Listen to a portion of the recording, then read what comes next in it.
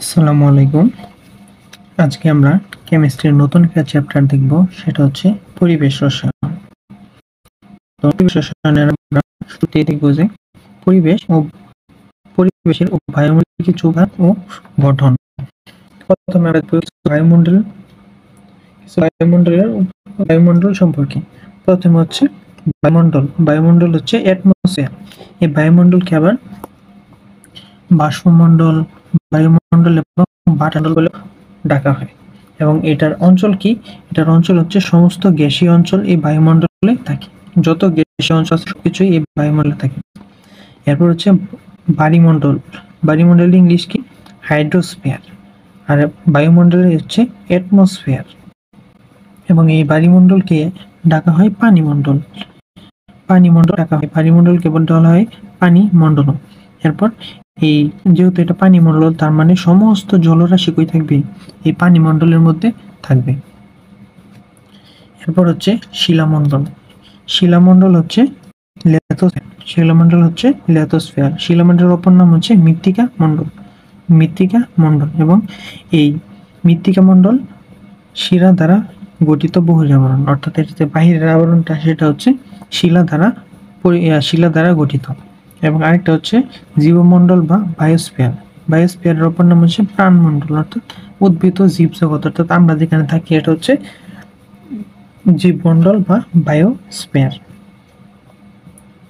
তো এগুলো আমরা মনে রাখার চেষ্টা করবো যে কোনটার বিকল্প নাম কি, আবার কোনটা কোথায়, এই বায়ুমণ্ডলে কি থাকে, শিলামণ্ডলে কি থাকে, বায়ুমণ্ডলে কি থাকে এবং বায়ুমণ্ডলে কি থাকে। এখন আমরা বায়ুমণ্ডলের কিছু উপাদান দেখব। এই যে বায়ুমণ্ডলের কিছু উপাদান যেমন নাইট্রোজেন, অক্সিজেন, পানি, আর্গন, কার্বন ডাই অক্সাইড, এগুলার শতকরা পরিমাণ কত? তো আমরা দেখেছি যে নাইট্রোজেনের শতকরা পরিমাণ হচ্ছে সবচেয়ে বেশি কত? 78.09। অর্থাৎ বাতাসের মধ্যে নাইট্রোজেনের পরিমাণ সবচেয়ে বেশি থাকে। এটা কিন্তু খুবই ইম্পর্টেন্ট। এবং সবচেয়ে কম পরিমাণে থাকে কোনটা? সবচেয়ে কম পরিমাণ থাকে carbon die oxide. Carbon die oxide কত থাকে? 0.03% থাকে। 0.03% থাকে কার্বন ডাই অক্সাইড, এবং সবচেয়ে বেশি থাকে হচ্ছে নাইট্রোজেন 78.09%। এবং অক্সিজেন থাকে হচ্ছে 20.94%, এবং পানি থাকে 1 থেকে 4%, এবং আর্গন থাকে হচ্ছে 0.9%, হিলিয়াম গ্যাস থাকে হচ্ছে 0.15 থেকে 15%। এবং নিষ্ক্রিয় গ্যাসের মধ্যে বাতাসে আর্গনের পরিমাণ সবচেয়ে বেশি, অর্থাৎ যত নিষ্ক্রিয় গ্যাস আছে তার মধ্যে আর্গনের পরিমাণটা থাকে হচ্ছে সবচেয়ে বেশি। অর্থাৎ এটা কিন্তু শুধু নিষ্ক্রিয় গ্যাসের মধ্যে, কিন্তু ওভারঅল সমস্ত গ্যাসের মধ্যে সবচেয়ে বেশি থাকে হচ্ছে নাইট্রোজেন। এবার আমরা দেখব যে বায়ুমণ্ডলের 5টি অঞ্চল দেখব।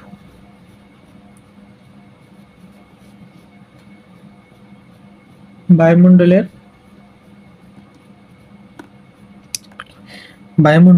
দুইটি স্তরে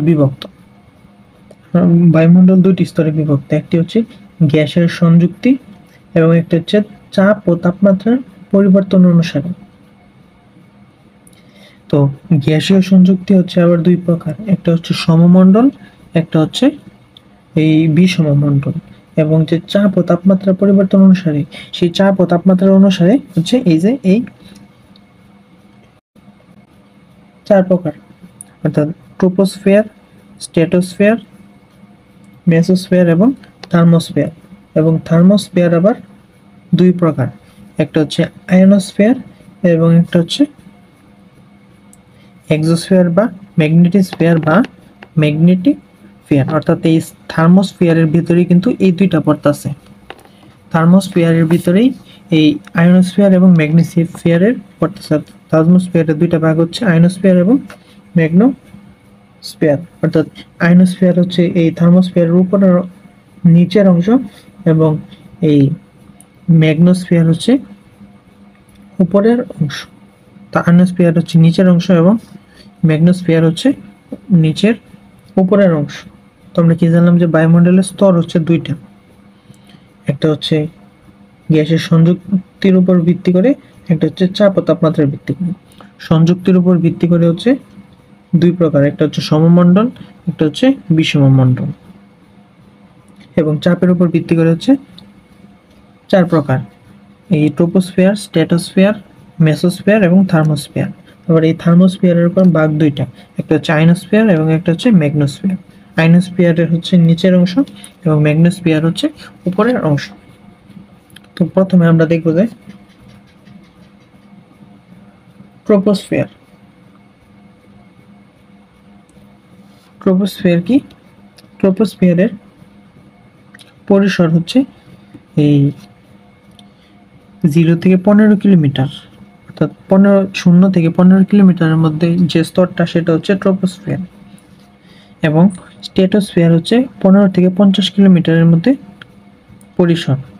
এবং মেসোস্ফিয়ার হচ্ছে 50 থেকে 85 কিলোমিটার যে স্তর সেটা হচ্ছে মেসোস্ফিয়ার। এবং থার্মোস্ফিয়ার হচ্ছে 85 থেকে 500 কিলোমিটার মধ্যে যেটা আছে সেটা হচ্ছে থার্মোস্ফিয়ার। এবং ম্যাগনোস্ফিয়ার হচ্ছে 10,000 থেকে 65,000 পর্যন্ত কিলোমিটার পর্যন্ত যেটা আছে সেটা হচ্ছে ম্যাগনোস্ফিয়ার। এখন আমরা দেখব যে কোন স্তরে কোন কোন উপাদান থাকে। ট্রোপোস্ফিয়ারে থাকে nitrogen, oxygen, carbon die oxide, argon, পানি। এবং স্ট্র্যাটোস্ফিয়ারে থাকে সামান্য ভারী পানি, এই O3 হচ্ছে ভারী পানি। এবং মেসোস্ফিয়ার অঞ্চলে থাকে অক্সিজেন আয়ন এবং নাইট্রাস অক্সাইড আয়ন। এবং থার্মোস্ফিয়ারে থাকে nitrogen ion, oxygen ion, oxygen ion, O2 plus ion, তারপরে O আয়ন, তারপরে নাইট্রাস অক্সাইড আয়ন, তারপরে হচ্ছে হাইড্রোজেন আয়ন এবং হিলিয়াম আয়ন। এগুলা থাকে হচ্ছে থার্মোস্ফিয়ার বা আয়নোস্ফিয়ারে। এবং ম্যাগনেটোস্ফিয়ার কি থাকে? যত রশ্মি আছে, এক্স রে, গামা রে, মহাজাগতিক রে, ইলেকট্রন, প্রোটন, এগুলা থাকে হচ্ছে ম্যাগনোস্ফিয়ারে। তো এখন আমরা দেখব যে কোন অঞ্চলের বৈশিষ্ট্য কি। তো এই ট্রোপোস্ফিয়ারের বৈশিষ্ট্য কি? এরা আবহাওয়া ও জলবায়ু নিয়ন্ত্রণ করে। বিমান চলাচল করে এই ট্রোপোস্ফিয়ারের মধ্য দিয়ে। এবং এই ট্রোপোস্ফিয়ারের অপর নাম হচ্ছে ক্ষুদ্র মণ্ডল। এবং এই যত দুর্যোগ আছে, প্রাকৃতিক দুর্যোগ আছে, সবই এই ট্রোপোস্ফিয়ারের মধ্যে হয়ে থাকে। কি জানলাম যে আবহাওয়া জলবায়ু নিয়ন্ত্রণ হয় ট্রোপোস্ফিয়ারে, বিমান চলাচল করে ট্রোপোস্ফিয়ারে, এর অপর নাম ক্ষুদ্রমণ্ডল। এবং যত প্রাকৃতিক দুর্যোগ আছে সবগুলাই এই ট্রোপোস্ফিয়ারের মধ্যে হয়ে থাকে। এরপর আমরা দেখব যে স্ট্র্যাটোস্ফিয়ারের বৈশিষ্ট্য। স্ট্র্যাটোস্ফিয়ারের বৈশিষ্ট্য কি? এরা বেশিরভাগই ওজোন স্তরে থাকে। এর অপর নাম হচ্ছে শান্তমণ্ডল। এবং জেড বিমান চলাচল করে ট্রোপোস্ফিয়ারের মধ্য দিয়ে। এবং বায়ুমণ্ডলের মোট ওজনের 90% এই অঞ্চলে বর্তমান, অর্থাৎ মোট ওজনের 90%ই থাকে এই স্ট্র্যাটোস্ফিয়ারে। এবং এই অঞ্চলে অক্সিজেনের পরিমাণ থাকে 1 থেকে 10 ppm পার্টস পার মিলিয়ন। এবং ছাতার মতো পৃথিবীকে আচ্ছাদন করে, অর্থাৎ এই ছাতার মতো এরা পৃথিবীকে আচ্ছাদন করে রাখে। কোনটা? স্ট্র্যাটোস্ফিয়ার। এরপর আমরা দেখব মেসোস্ফিয়ার। মেসোস্ফিয়ার কি? মেসোস্ফিয়ারের বৈশিষ্ট্য কি? এরা পারমাণবিক অক্সিজেন বিরাজ করে এখানে। এবং ওজোন স্তর এখানে অনুপস্থিত, কিন্তু স্ট্র্যাটোস্ফিয়ারে ওজোন স্তর উপস্থিত। এবং এই মেসোস্ফিয়ার মণ্ডল শীতলতম অবস্থায়, বায়ুমণ্ডল শীতলতম অবস্থায় পৌঁছায়। এবং এখানে উল্কা ধ্বংস হয়, অর্থাৎ উল্কা ধ্বংস হয় কোথায়? মেসোস্ফিয়ারে। এরপর আমরা দেখব থার্মোস্ফিয়ার। থার্মোস্ফিয়ারে কি? হাইড্রোজেন ও হিলিয়াম গ্যাসের পরিমাণ সবচেয়ে বেশি থাকে। এবং আন্তর্জাতিক গবেষণা কেন্দ্র থার্মোস্ফিয়ারে অবস্থিত। খুবই ইম্পর্টেন্ট যে আন্তর্জাতিক গবেষণা কোথায় অবস্থিত? থার্মোস্ফিয়ারে। তারপর হচ্ছে এর নিচের স্তরকে কেনলি হেভিসাইড এবং উপরের স্তরকে বলা হয় এপ্রন স্তর বলে। এরপর হচ্ছে ম্যাগনোস্ফিয়ার।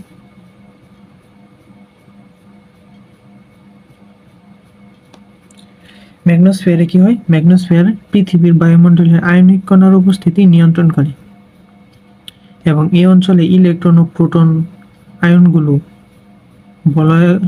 বলয়াকারে অবস্থান করে। এবং সূর্য হতে অতি বেগুনি সূর্য হচ্ছে উচ্চ বেগের রশ্মি প্রবাহের ফলে পৃথিবীর চৌম্বক ক্ষেত্রটি এটি নির্দিষ্ট সীমিত এলাকায় সীমাবদ্ধ রাখে। অর্থাৎ সূর্য থেকে যে ক্ষতিকর ইউভি রশ্মিটা আসে সেটা এই ম্যাগনোস্ফিয়ারে আটকে যায়, তো সেটা এই পৃথিবীতে প্রবেশ করতে দেয় না। এরপর হচ্ছে ঊর্ধ্বসীমা ধীরে ধীরে মহাশূন্যে বিলুপ্ত হয়ে যায়।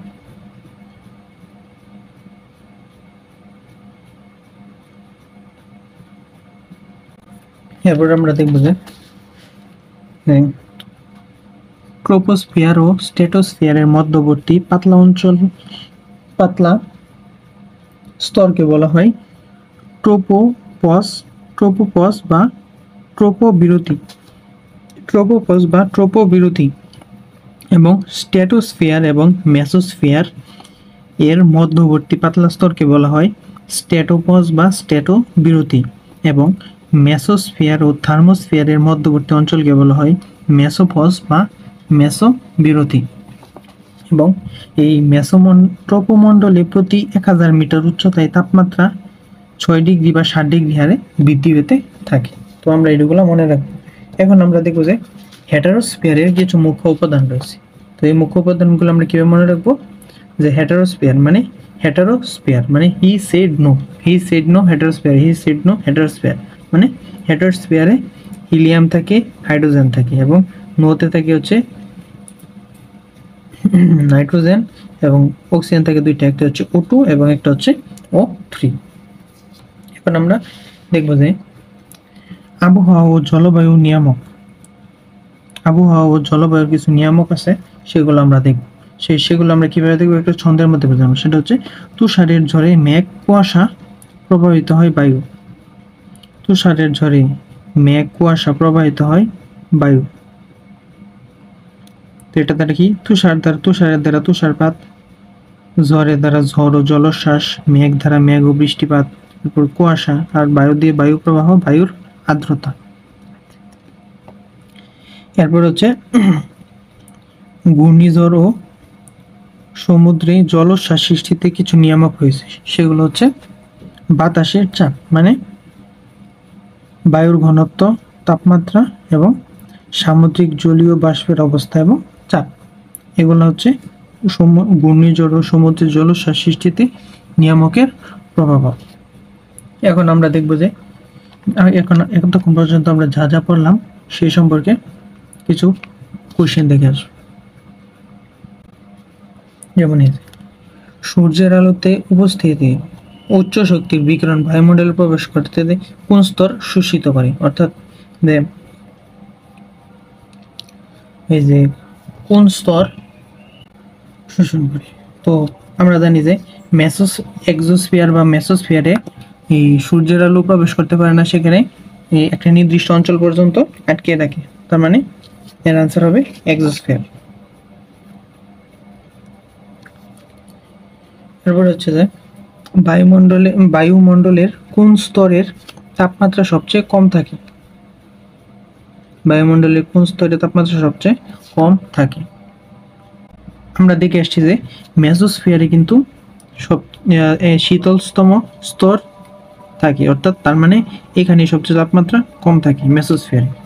এরপর হচ্ছে সাইক্লোন কোথায় উৎপন্ন হয়? অর্থাৎ সাইক্লোন কোথায় উৎপন্ন হয়? গভীর সমুদ্রে, প্লাবন ভূমিতে নাকি পাহাড়ে? আমরা জানি যে গভীর সমুদ্রে, যেখান থেকে সাইক্লোনের উৎপত্তি হয়। এরপর হচ্ছে যে ঘূর্ণিঝড় সৃষ্টির জন্য পানির তাপমাত্রা কত ডিগ্রি এর উপর থাকতে হয়? সেটা হচ্ছে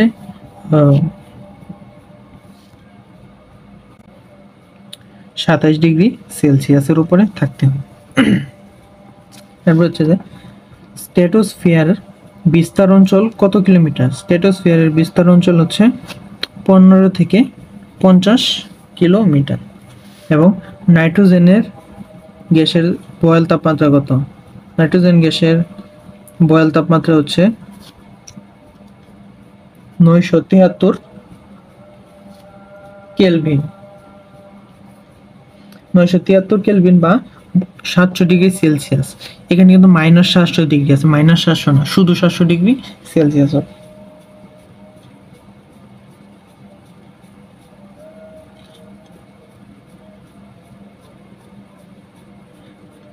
এরপর হচ্ছে যে সাইক্লোন তৈরি হতে সাগরের পানির তাপমাত্রা কত হতে হবে, সেটা হচ্ছে যে এই 80 ডিগ্রি ফারেনহাইটের বেশি। এরপর হচ্ছে কোন গ্যাসটি বাতাসে সবচেয়ে বেশি পরিমাণে থাকে, আমরা জানি যে নাইট্রোজেন সবচেয়ে বেশি পরিমাণে থাকে। এখন আমরা দেখব বিভিন্ন প্রকারের একক ও ধ্রুবক সমূহ। আমরা জানি যে তাপমাত্রা পরিমাপ করা হয় তিনটি এককের মাধ্যমে, একটা হচ্ছে এসটিপি, একটা হচ্ছে এসিটিপি, একটা হচ্ছে এনএটিপি। এসিটিপি কি? এসিটিপি হচ্ছে স্ট্যান্ডার্ড টেম্পারেচার এন্ড প্রেসার। এই স্ট্যান্ডার্ড টেম্পারেচার এন্ড প্রেসারের চাপ থাকে 1 atm। 1 atm সমান হচ্ছে 76 সেন্টিমিটার মার্কারি বা 760 মিলিমিটার মার্কারি বা 1.01325 × 10⁵ প্যাসকেল। এই সবগুলো কিন্তু একই এবং তাপমাত্রা থাকে হচ্ছে 0 ডিগ্রি সেলসিয়াস এবং 273 ডিগ্রি কেলভিন এবং আয়তন কত থাকে? আয়তন থাকে হচ্ছে 22.4 ডেসিমিটার কিউব বা 22.4 লিটার। তো এটা কিন্তু এগুলা কিন্তু ফিক্স, তাই এগুলা মুখস্থ রাখতেই হবে, টেম্পারেচার এবং এই টেম্পারেচার, প্রেসার এবং আয়তন। এরপর আমরা দেখব এসিটিপি। এসিটিপি হচ্ছে standard ambient temperature and pressure. তো এসিটিপিতে চাপ হচ্ছে 100 কিলো প্যাসকেল, তাপমাত্রা হচ্ছে 25 ডিগ্রি সেলসিয়াস বা 298 কেলভিন এবং আয়তন হচ্ছে 24.789 লিটার বা 24.789 ডেসিমিটার কিউব। এরপর হচ্ছে এনএটিপি। এনএটিপি হচ্ছে নর্মাল টেম্পারেচার এন্ড প্রেসার। তো এনএটিপিতে চাপ হচ্ছে 1 atm, তাপমাত্রা হচ্ছে 20 ডিগ্রি সেলসিয়াস বা 293 কেলভিন এবং আয়তন হচ্ছে 24.04 ডেসিমিটার কিউব বা 24.04 লিটার। তো এখন আমরা চাপের বিভিন্ন এককের সম্পর্ক দেখব। যেমন 1 atm মানে হচ্ছে 76.76 সেন্টিমিটার মার্কারি এবং এই 76 সেন্টিমিটার মার্কারি জায়গাটা 760 মিলিমিটার মার্কারি একই কথা এবং 760 টর একই কথা এবং এই 1.013 কিলো প্যাসকেল 10⁻³ প্যাসকেল একই কথা এবং 1.03 10⁻³ nanometre newton metre inverse two একই কথা এবং 101.325 কিলো প্যাসকেল মানে এইটাকে আমরা কিলোতে নিয়ে নিছি, এটা হচ্ছে কিলো প্যাসকেল, অর্থাৎ এই জন্য 3টা করে আগাই গেছে, তো এই জন্য হচ্ছে কিলো প্যাসকেল। তো এটা হচ্ছে সেমি এবং এই বার একক হচ্ছে 1.01325 বার এবং 15 PSI, অর্থাৎ এখানে যে এটিএম এর সাথে যত সম্পর্ক দেখতেছি এই সবগুলা একই সম্পর্ক। 1 atm মানে এত সেন্টিমিটার মার্কারি, এত মিলিমিটার মার্কারি, এত torr pascal, nanometre, newton metre inverse two, kilo pascal bar, এগুলো সবই একই। এবার দেখব আয়তনের এককের মধ্যে সম্পর্ক। আয়তন কি? যে 1 মিটার কিউব ইকুয়াল টু হচ্ছে 1000 ডেসিমিটার কিউব। তো এর আগে দেখবে যে 1 মিটার ইকুয়াল টু হচ্ছে 100 সেন্টিমিটার। 100 সেন্টিমিটার মানে 100 স্কোয়ার না 10 স্কোয়ার সেন্টিমিটার বা 1 মিটার স্কোয়ার ইকুয়াল টু হচ্ছে 10-এর উপর স্কোয়ার দেব, তার মানে 10⁴ মিটার স্কোয়ার। আর 1 মিটার কিউব মানে এটার উপর কিউব দিলাম, তার মানে 10⁶ হয়ে গেল 10⁶ মিটার কিউব। আর 10⁶ মিটার কিউব যে কথা, 10⁶ মিটার কিউব যে কথা, এই 10 ডেসিমিটার কিউব, ডেসিমিটার একই কথা, অর্থাৎ এই সেন্টিমিটার কিউব যে কথা, ডেসিমিটার একই কথা এবং 1 মিটার কিউব ইকুয়াল টু হচ্ছে 10⁻³ ডেসিমিটার কিউব।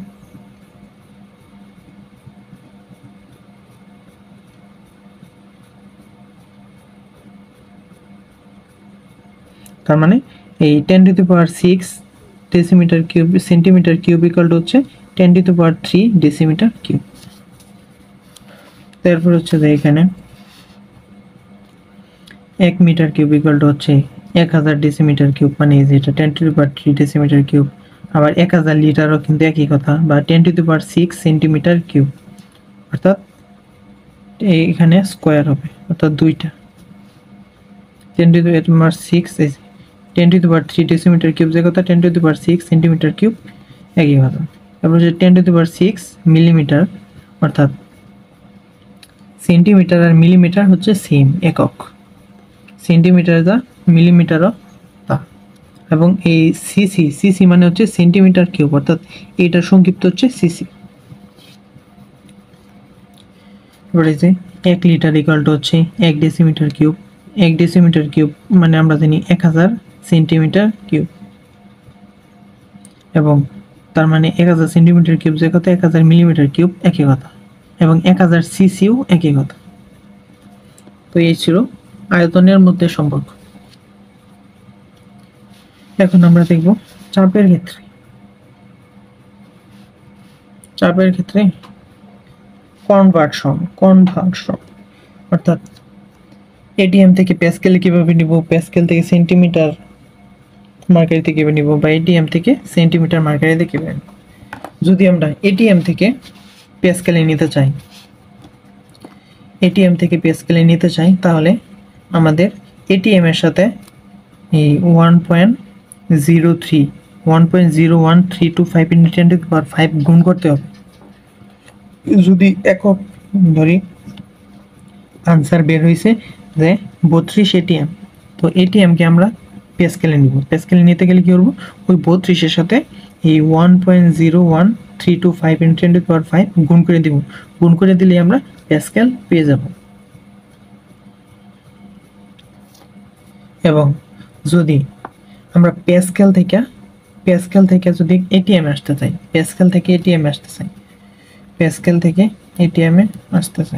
তাহলে কি করতে হবে, তাহলে ধরি আনসার আসছে যে 93 প্যাসকেল, তো এটাকে এটিএম এর নির্ণয় করব। তাহলে 93 প্যাসকেলকে আমরা এইটা দ্বারা ভাগ করে দিব, 93 প্যাসকেলকে এইটা দ্বারা যদি ভাগ করে দিই, তাহলে এটিএম আসবে। অর্থাৎ আমরা কি জানলাম, যদি এটিএম এ আনসার আছে, এটিএম থেকে যদি প্যাসকেল নিতে চাই তাহলে গুণ করতে হবে এটা দ্বারা। আর যদি প্যাসকেল থেকে এটিএম এ আসতে চাই, তাহলে ভাগ করতে হবে এটা দ্বারা। এরপর যদি আমরা এই যে এটিএম থেকে আমরা কোথায় যাব, এটিএম থেকে সেন্টিমিটার মার্কারিতে যাব। এটিএম থেকে সেন্টিমিটার মার্কারিতে গেলে কি করতে হবে, আমাদের 76 দ্বারা গুণ করতে হবে। আর যদি সেন্টিমিটার মার্কারি থেকে আমরা এই এটিএম আসতে চাই, তাহলে 76 দ্বারা ভাগ করতে হবে। এবং এখানেও সেম, এটিএম থেকে যদি আমরা এই মিলিমিটার মার্কারিতে যাইতে চাই, তাহলে 760 দ্বারা গুণ করতে হবে। আর যদি মিলিমিটার মার্কারি থেকে এই এটিএম আসতে চাই, তাহলে 760 দ্বারা ভাগ করতে হবে। এবার আমরা দেখব আয়তনের ক্ষেত্রে। আয়তনের ক্ষেত্রে যদি আমরা মিটার কিউব থেকে ডেসিমিটার কিউব বা লিটারে যাইতে চাই, তাহলে 10⁻³ দ্বারা গুণ করতে হবে, 10⁻³ দ্বারা গুণ করতে হবে। আর যদি আমরা ডেসিমিটার কিউব বা লিটার থেকে মিটার কিউব আসতে চাই, তাহলে কি করতে হবে, 10³ দ্বারা ভাগ করতে হবে। 10³ দ্বারা ভাগ, অর্থাৎ যদি আমরা ভাগকে উপরে তুলে দিই, গুণ করে দিই উপরে তুলে, তাহলে কিন্তু 10⁻³ গুণ হয়। অর্থাৎ আমরা এভাবে মনে রাখতে পারবো যে এটা যদি উল্টাপাল্টা লাগতে পারে যে কখন 10⁻³ গুণ হবে, কখন 10⁻³ গুণ হবে। তো এটা আমরা যদি মনে নাও রাখতে পারি, তাহলে এটা মনে রাখবো যে মিটার থেকে ডেসিমিটার কিউবে গেলে 10⁻³ দ্বারা গুণ করতে হবে, এবং ডেসিমিটার থেকে মিটারে আসতে হলে 10⁻³ দ্বারা ভাগ করতে হবে। এরপর ডেসিমিটার কিউব থেকে যদি সেন্টিমিটার কিউব বা মিলিলিটারে যাইতে চাই, তাহলে কি করতে হবে, তাহলে এই যে 10³ দ্বারা গুণ করতে হবে, 10³ দ্বারা গুণ। আর যদি সেন্টিমিটার কিউব থেকে ডেসিমিটার কিউব আসতে চাই, তাহলে কি করতে হবে, 10³ দ্বারা ভাগ করতে হবে। এবং যদি এইটা না থাকে, একদম ডিরেক্ট সেন্টিমিটার কিউব থেকে মিটার কিউব আসতে চাই, অর্থাৎ সেন্টিমিটার কিউব থেকে মিটার আসতে চাই, তাহলে কি প্রথমে এইটুকু আসতে হবে, এইটুকু এখান থেকে আসতে হবে, অর্থাৎ মিটার কিউব থেকে সেন্টিমিটার কিউব। তার মানে প্রথমে 10⁻³ দ্বারা গুণ করে ডেসিমিটার যেতে হবে, তার মানে আবার ডেসিমিটার কিউব থেকে 10⁻³ গুণ করে আবার মিলিমিটার কিউবে সেন্টিমিটার কিউবে যেতে হবে, তার মানে 10⁻³ যোগ 10⁻³ এগুলো হচ্ছে 10⁻6, অর্থাৎ মিটার কিউব থেকে সেন্টিমিটার কিউব যেতে হলে 10⁻6 দ্বারা গুণ করতে হবে। আর যদি সেন্টিমিটার কিউব থেকে মিলিমিটার কিউবে আসতে চাই তাহলে 10⁻6 দ্বারা ভাগ করতে হবে। তো আশা করি আমরা এই পর্যন্ত বুঝতে পারছি।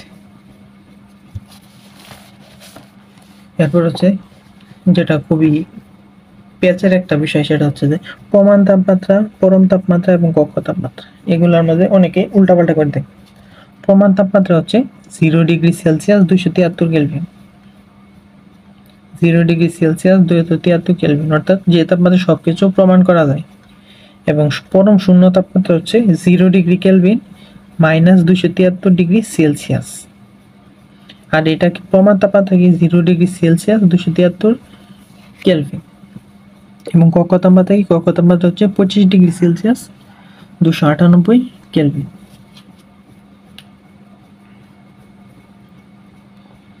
তো এখন আমরা কিছু কোশ্চেন দেখে আসি বিগত বছরে যা যা আসছে। সেটা হচ্ছে বোল্টজম্যানের ধ্রুবক কোনটা?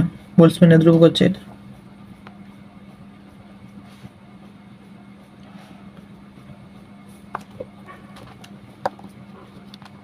এই যে এর আগে আমরা একটা কিছু দেখেছি, সেটা হচ্ছে যেটা পারমাণবিক ভরের একক হচ্ছে AMU এবং এর অ্যাভোগাড্রো সংখ্যা হচ্ছে n দ্বারা প্রকাশ করা হয় এবং এর মান হচ্ছে এটা।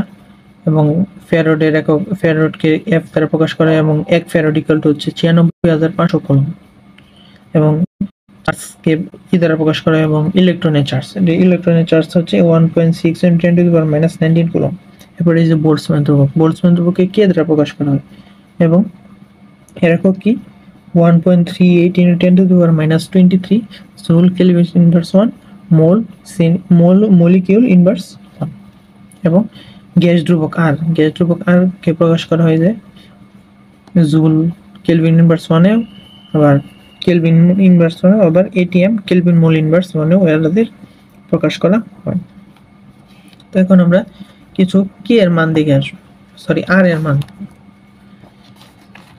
কিছু আর এর মান দেখে আসবো। সেটা হচ্ছে যে লিটার অ্যাটমসফিয়ার চাপে, লিটার অ্যাটমসফিয়ার চাপে হচ্ছে 0.0821 এবং এসআই একক কি, এর মান কি 8.314 এর এবং একক হচ্ছে joule kelvin inverse 1 mole inverse 1।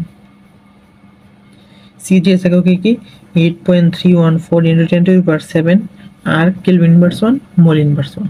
এবং ক্যালোরি একক কি 1.987 calorie kelvin inverse 1 mole inverse 1। তো আমরা এই এককগুলো মনে রাখার চেষ্টা করব।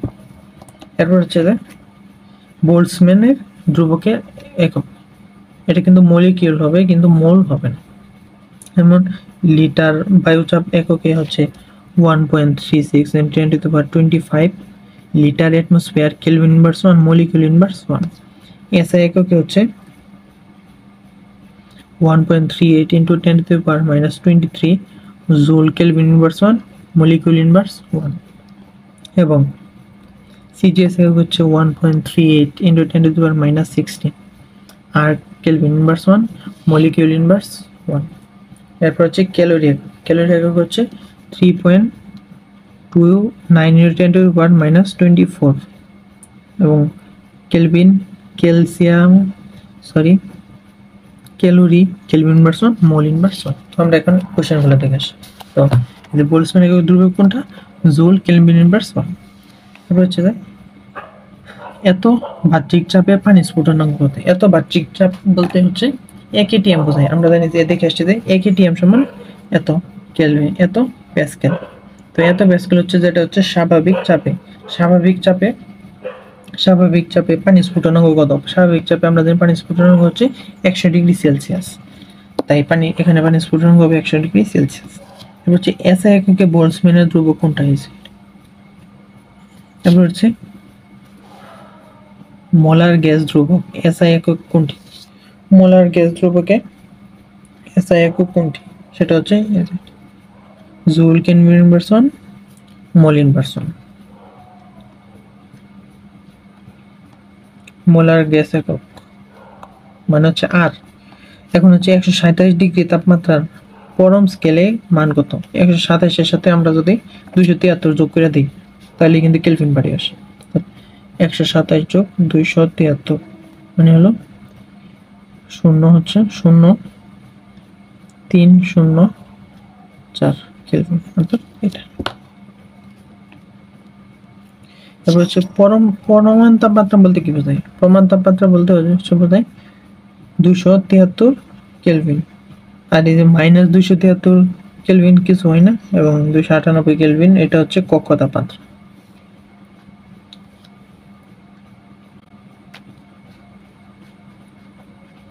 তারপর হচ্ছে কার্বন ডাই অক্সাইডের সন্ধি তাপমাত্রা কত? কার্বন ডাই অক্সাইড সন্ধি তাপমাত্রা হচ্ছে 31.31 ডিগ্রি সেলসিয়াস।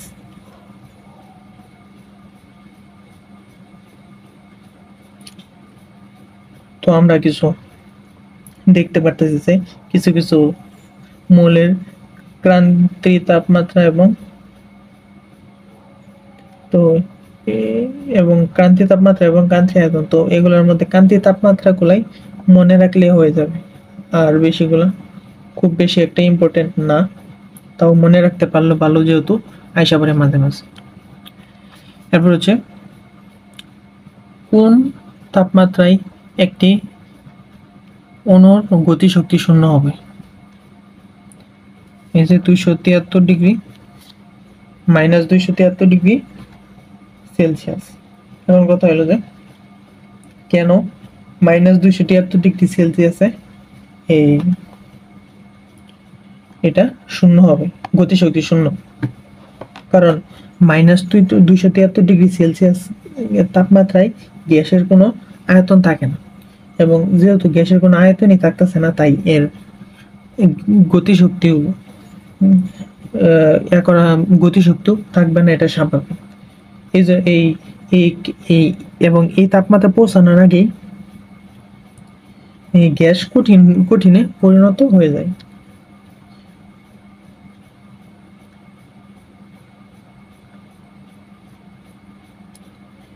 এই তাপমাত্রা পৌঁছানোর আগে গ্যাস কঠিনে পরিণত হয়ে যায়। এরপর হচ্ছে নিচের কোনটি কক্ষ তাপমাত্রা? সেটা হচ্ছে এই যে 298 কেলভিন বা 25 degree Celsius.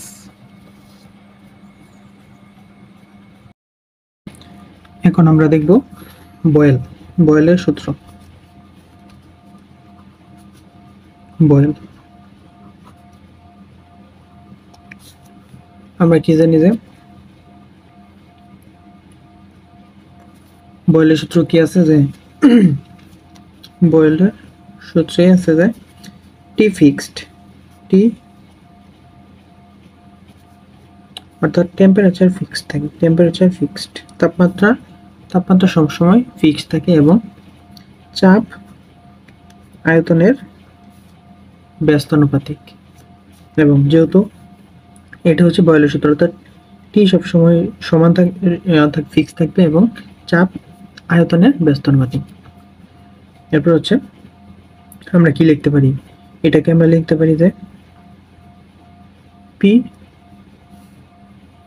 PB equal to কে, অর্থাৎ ধ্রুবক, এই কেটা হচ্ছে একটা ধ্রুবক, এবং এই পিটা আমরা আলাদা করে লিখলাম।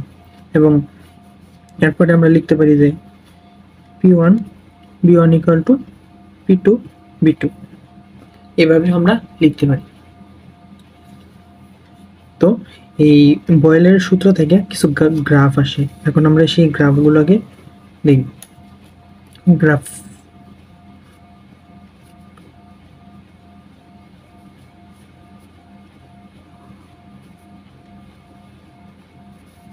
এটা কি পি এর সাপেক্ষে গ্রাফ, এবং পি এবং বি এর সাপেক্ষে গ্রাফ, পি এবং বি এর সাপেক্ষে গ্রাফ। এখানে আমরা জানি যে পি আর বি এর সম্পর্ক কি, পি আর বি এর সম্পর্ক কি? পি আর বি এর সম্পর্ক হচ্ছে যে একটা আরেকটার ব্যস্তানুপাতিক, অর্থাৎ একটা যদি বাড়ে এবং আরেকটা তাহলে কমবে, এবং আরেকটা যখন বাড়বে তখন পি যখন বাড়বে তখন বি কমবে, আর বি যখন বাড়বে তখন পি কমবে।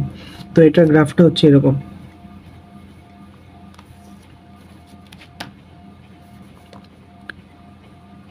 আয়তকার অধিবৃত্ত। এটা কি, এই যে ধরি এই যে এটা কিন্তু এইভাবে যদি আমরা দেখি যে এটার মান 1, এটা 2, 3, 4, 5, 6, এটা 7, অর্থাৎ এই যে এটা হচ্ছে 7, আর এদিকে যদি ধরি 1, 2, 3, 4, 5, 6, এই যে যখন আমরা বি এর মান কত দিলাম 7, তখন কিন্তু এই যে বি এর মান যখন 7 তখন কিন্তু পি এর মান হচ্ছে 1, অর্থাৎ এইটা যখন সর্বোচ্চ তখন এটা হচ্ছে সর্বনিম্ন, এই পয়েন্ট। আর যদি আমরা শুরুর পয়েন্টে দেখি, পি এর মান যখন এই যে সর্বোচ্চ জায়গায়, তখন কিন্তু এই যে আমরা যদি এইভাবে একটা দাগটা নিই,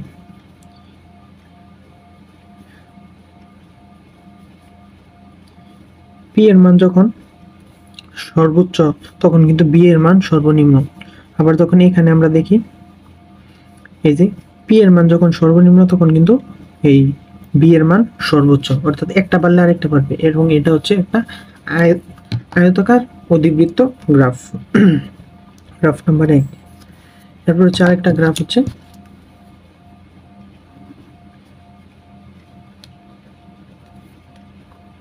এরকম, পি এর সাপেক্ষে 1/b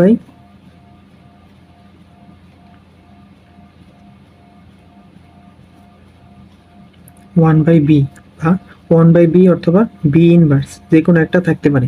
পি এর সাপেক্ষে 1/b, 2 নম্বর গ্রাফ।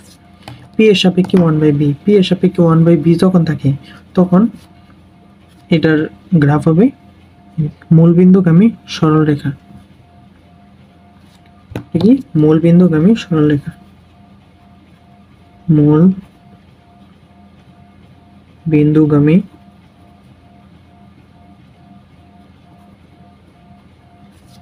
সরলরেখা।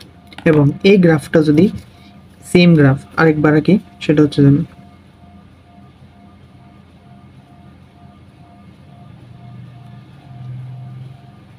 এখানে দিলাম আমরা বি এবং এখানে দিলাম 1/p, 1/p বা পি ইনভার্স, 1/p বা পি ইনভার্স যেটাই থাক, তো এটাও কিন্তু গ্রাফটাও সেম হবে। এটা আর এটা কিন্তু সেম গ্রাফ, অর্থাৎ এটাও কিন্তু 2 নাম্বার গ্রাফই। তারপর যদি আমরা আরেকটা গ্রাফ দেখি,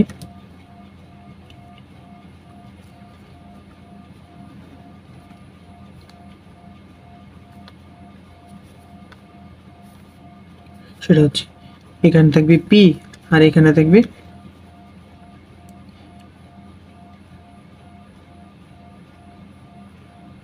বি।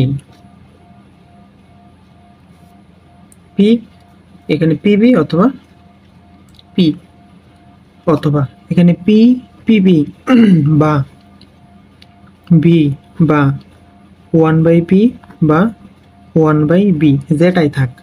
অর্থাৎ এখানে যদি ধ্রুবক থাকে তাহলে এখানে যেটাই থাক, তাহলে এর গ্রাফটা হবে যে ধ্রুবক যে অক্ষে আছে সেই অক্ষের, ধ্রুবক যে অক্ষে আছে গ্রাফ হবে সেই অন্য অক্ষের সমান্তরাল, অর্থাৎ ধ্রুবক আছে এই অক্ষে, তার মানে এই অক্ষের সমান্তরাল হবে গ্রাফ, অর্থাৎ গ্রাফটা হবে এরকম, এক্স অক্ষের সমান্তরাল হবে গ্রাফ। আর যদি এটা হচ্ছে 3 নম্বর গ্রাফ, আর যদি গ্রাফটা এমন হইতো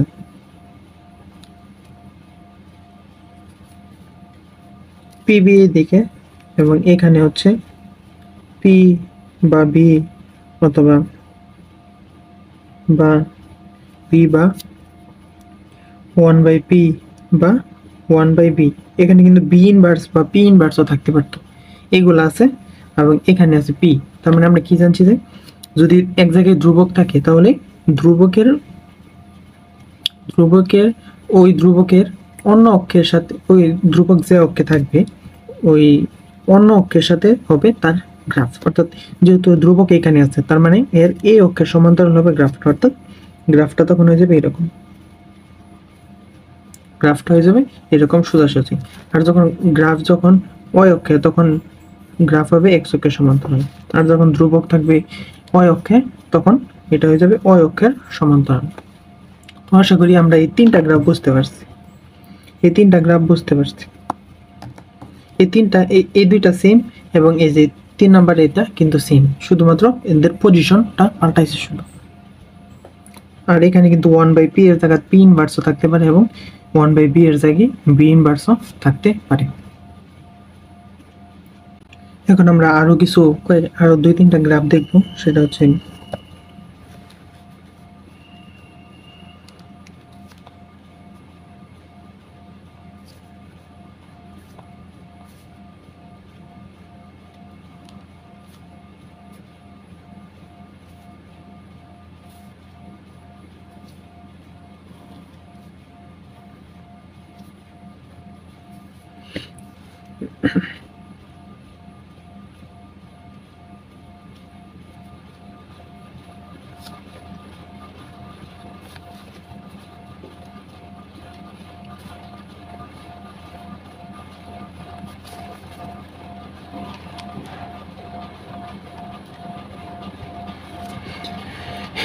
এরকম 3টা গ্রাফ। তো এটা জানার জন্য আমাদের আরো কিছু সূত্রগুলো জেনে আসতে হবে। তো চলো আমরা সেই সূত্রগুলো জেনে আসি।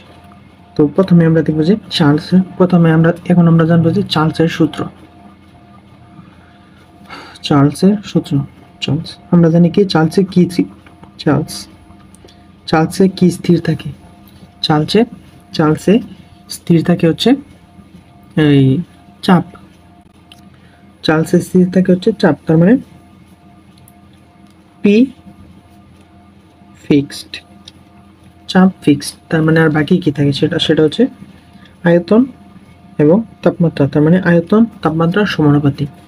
তাহলে আমরা লিখতে পারি যে বি সমানুপাতিক কেটি বা বিটি বাই ইকুয়াল টু হচ্ছে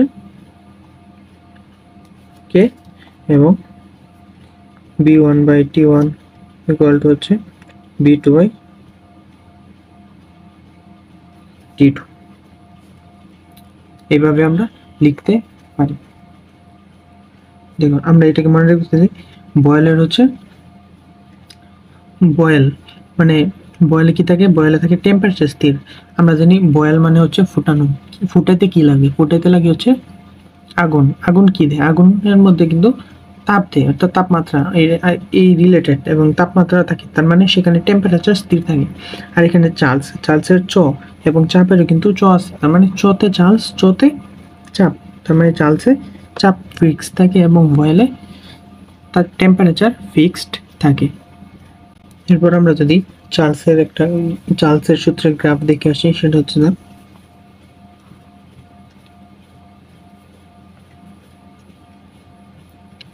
এখানে বি এখানে টি, এর গ্রাফ হবে মূলবিন্দুগামী সরল রেখা।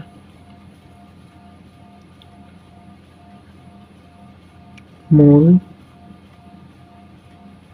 বিন্দুগামী সরল রেখা।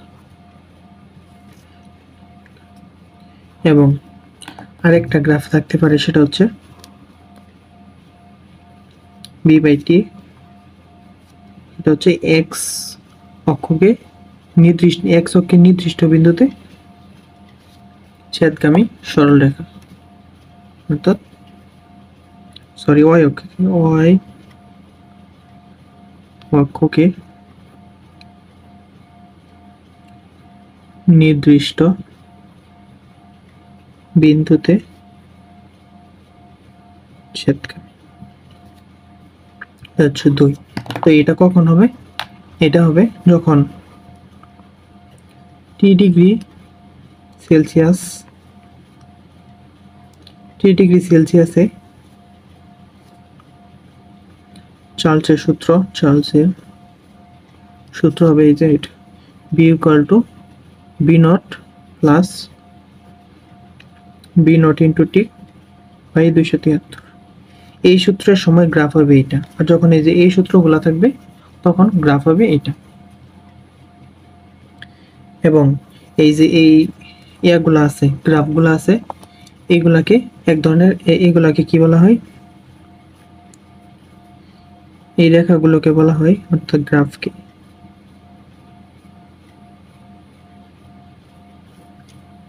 এই গ্রাফকে বলা হয় হচ্ছে সমরেখা বা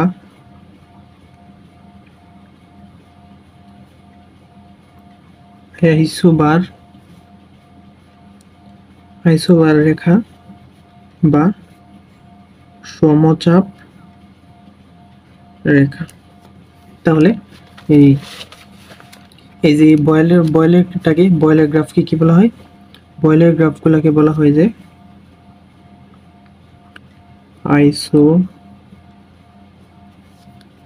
আইসোথার্ম বা সমষ্ণ রেখা বা সমতাপীয়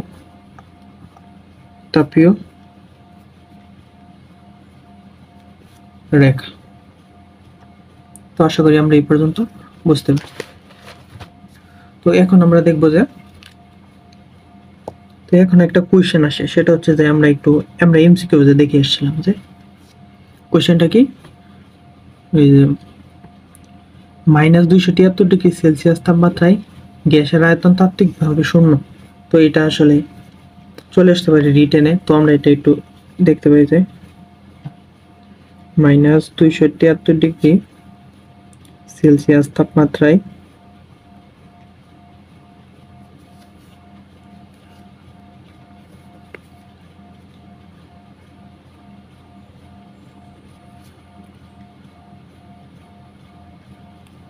গ্যাসের আয়তন তাত্ত্বিকভাবে শূন্য কেন? তো এটা আমরা কিভাবে করব?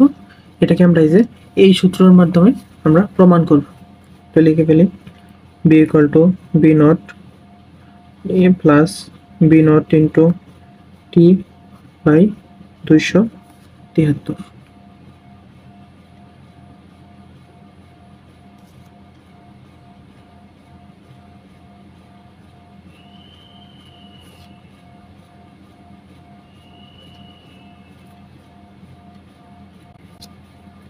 এবং এই T = হচ্ছে 273 প্লাস থিটা। তো এখন যদি আমরা এটাকে কমন নিলে কি থাকে? কমন নিলে থাকে যে, এবং এই 3 মানটা যদি আমরা বসাই দিই,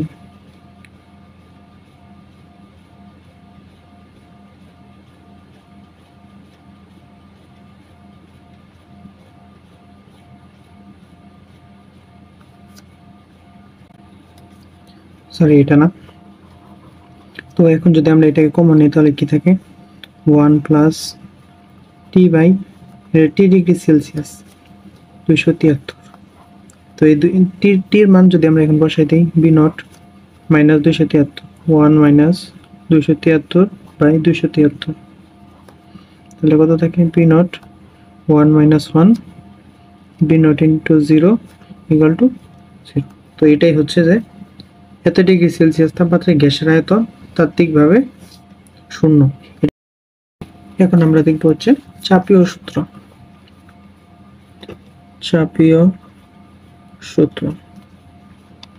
চাপীয় সূত্র হচ্ছে বি, অর্থাৎ আয়তন ফিক্সড থাকে, আয়তন ফিক্সড থাকে।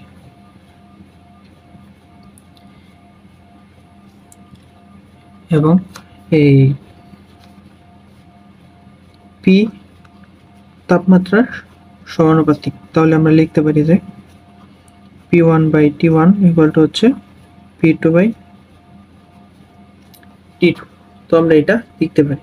তো আমরা যদি এটার গ্রাফ দেখি তাহলে হচ্ছে যে PT, এবং এটাও কিন্তু হচ্ছে মূলবিন্দুগামী সরল রেখা। এবং এই গ্রাফকে বলা হয় হচ্ছে সম-আয়তনীয়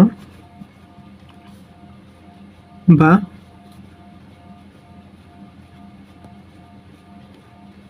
আইসোকোর রেখা। তো এই যে এই সূত্রগুলো যে আছে, এই সবগুলো সূত্র কিন্তু আমাদের বাংলা লাইনগুলা জেনে রাখতে হবে। যেমন স্থির তাপমাত্রায় একটি গ্যাসের চাপ এবং তাপমাত্রা যদি সমান থাকে তাহলে সেটা হচ্ছে চাপীয় সূত্র। এরকম যে বাংলা লাইনগুলো আছে অর্থাৎ সূত্রের যে ব্যাখ্যাটা, এই ব্যাখ্যাগুলো কিন্তু খুবই ইম্পর্টেন্ট। তাই বয়েলের সূত্র, চার্লসের সূত্র এবং এই চাপীয় সূত্র, তিনটা সূত্রেরই আমাদের যে সূত্রের যে ব্যাখ্যাটা আছে, এই সূত্রের ব্যাখ্যাটা আমাদের অবশ্যই পড়ে ফেলতে হবে। এবং এই ব্যাখ্যাটাই কিন্তু আসলে এই এমসিকিউ একদম ডিরেক্ট তুলে দেয়। অর্থাৎ এমসিকিউ আসবে যে বলে দিল যে স্থির আয়তনে গ্যাসের চাপ ও তাপমাত্রার সম্পর্ক নিচের কোনটা। অর্থাৎ স্থির আয়তনে চাপ ও তাপমাত্রার সম্পর্ক কোনটা, চাপ ও তাপমাত্রার সম্পর্ক এটা। অথবা বলে দিল যে স্থির তাপমাত্রায় চাপ এবং আয়তনের সম্পর্ক কোনটা, তখন সেটা বয়েলের সূত্র হয়ে যাবে। তো এরকম আমরা সবগুলা সূত্রের মনে রাখবো। যে বাংলা কথাগুলো আছে সেই বাংলা কথাগুলো আমরা মনে রাখবো।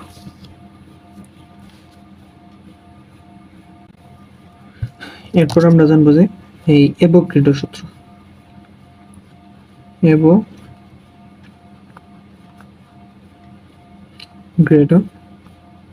অ্যাভোগাড্রো সূত্র।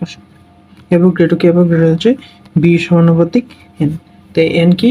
তো এটার বাংলা কথাটা কি যে স্থির তাপমাত্রা ও চাপে এই সমান আয়তনে সকল গ্যাসের অণু সমান থাকে। আবার বলি, স্থির তাপমাত্রা ও চাপে সমান আয়তনে সকল গ্যাসের অণু সমান থাকে। আমরা যদি এখন সবগুলা সূত্রকে একত্রে লিখি, যেমন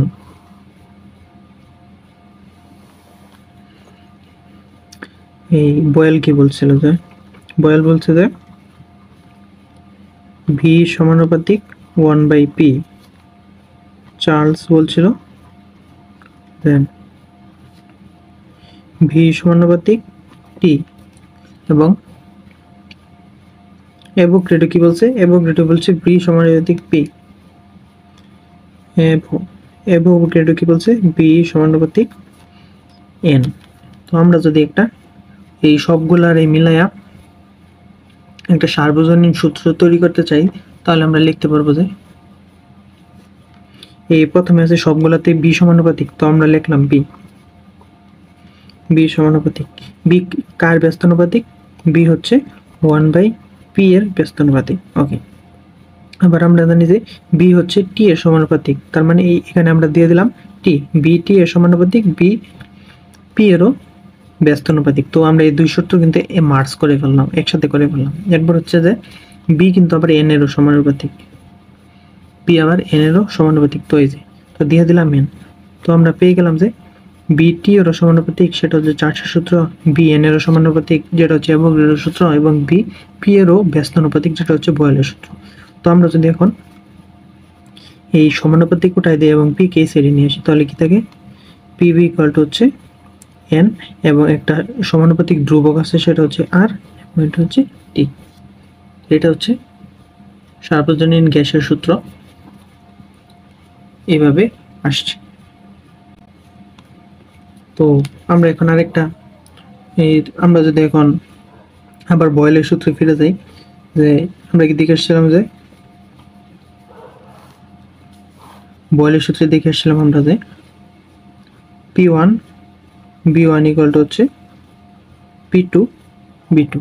এখানে কি স্থির ছিল? এখানে স্থির ছিল হচ্ছে টি ফিক্সড ছিল, আর টি ফিক্সড ছিল। তো আমরা কিন্তু আরেকটা জিনিস জানি, সেটা হচ্ছে যে এই রো ইকুয়াল টু হচ্ছে m/b, বা b ইকুয়াল টু হচ্ছে রো বাই এম। তো আমরা যদি এই বয়েলের সূত্রে যদি এই বিটাকে আয়তনের জায়গায় আমরা এটা বসাই দিই, তাহলে কি থাকে?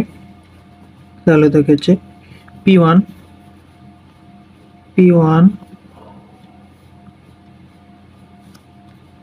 সরি সরি এখানে m by rho p1 m1 by rho 1 equal to p2 m2 by rho 2। এই যে এখানে b এর জায়গায় শুধু এই m বাই রো এটা বসাই দিছি। তো এখন কি হবে, তো এখন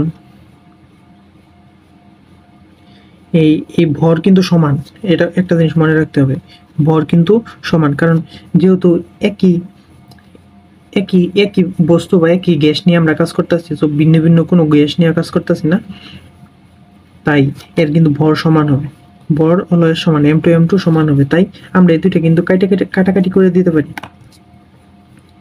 এই দুটোকে আমরা কাটাকাটি করে দিতে পারি, যেহেতু m1 এবং m2 সমান। তো আমরা লিখতে পারি কি p1 রো 1 ইকুয়াল টু হচ্ছে p2 রো 2। তো এটাকে আমরা কি লিখতে পারি, এটাকে আমরা লিখতে পারি যে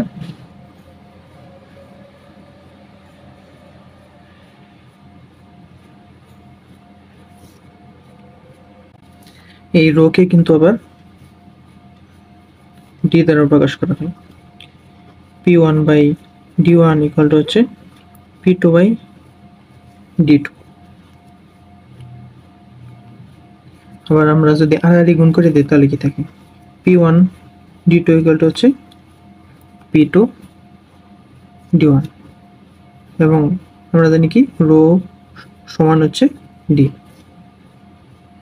তো আমরা কি বলতে পারি, স্থির তাপমাত্রায় স্থির ভরে একটি গ্যাসের চাপ এই ঘনত্বের সমানুপাতিক। এখন কথা হচ্ছে আমি ঘনত্ব এটাকে কিভাবে সমানুপাতিক বললাম, সমানুপাতিক কিভাবে বললাম, তো আমরা এটাকে কি লিখতে পারি, এই যে এই পুরাটাকে আমরা লিখতে পারি যে